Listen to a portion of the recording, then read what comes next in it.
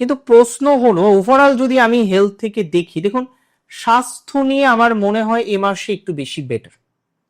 স্বাস্থ্য নিয়ে বেশ প্রোগ্রেস আপনারা জীবনচক্রে লক্ষ্য করতে পারবেন।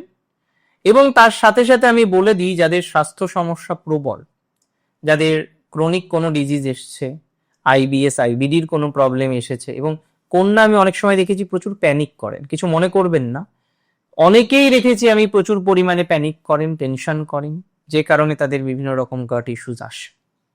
যাই হোক, কন্যা রাশির হেলথের ইমপ্রুভমেন্ট আছে 2025 জুলাই। স্বাস্থ্য সংক্রান্ত বিষয়ে অনেকটা প্রোগ্রেস দেবে। 15 জুলাইয়ের পরে যেন প্রোগ্রেসের মাত্রাটা আরো বেশি আমরা পেতে পারি।